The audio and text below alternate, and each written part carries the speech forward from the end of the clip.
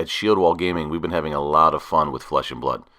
But I wanted to cover a couple of common questions we've been getting about the anatomy of the cards themselves.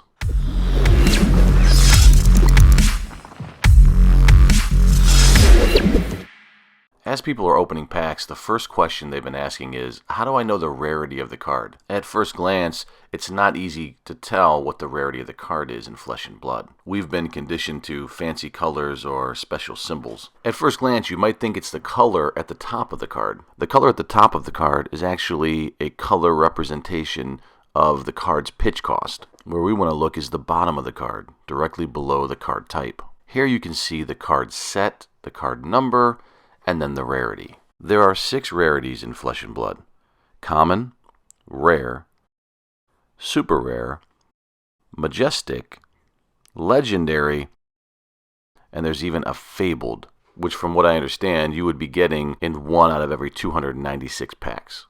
Okay, so let's talk about the color representation of the pitch cost of the card, and how does that impact us, if at all, when it comes to constructing a deck.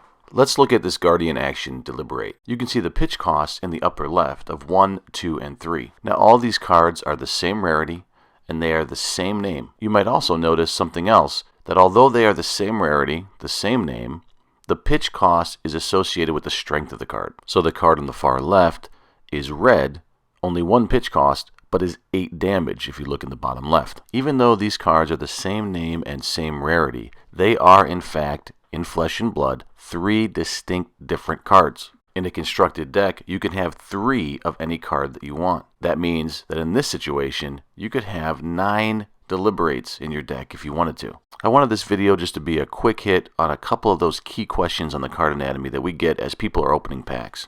I hope you enjoyed this video. Much more to come on Flesh and Blood and other games at Shield Wall Gaming.